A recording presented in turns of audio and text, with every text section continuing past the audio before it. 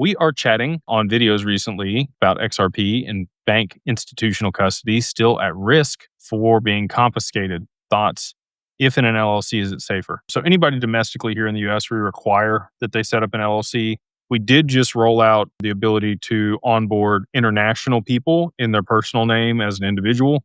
So, if you're in Canada, the UK, or another jurisdiction where it's hard to set up a corporation, but you want to work with digital wealth partners, you can reach out and they can establish a individual account for international people. Domestically, it's still the LLC. Multi-sig is what I would say.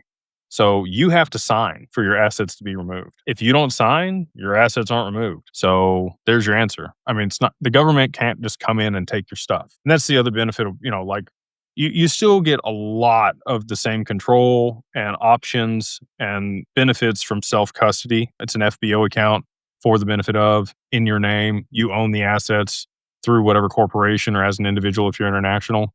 They're at Anchorage. It is your own segregated wallet. So, I don't think there's a way that the government could come take your stuff, nor do I think they're going to want to. I think that that's just people fear-mongering. The US government, I think, has plenty of their own XRP. They don't need yours. When I went to Ripple and said, hey, can we lend you XRP and, participate in ODL? You know what their response was to me?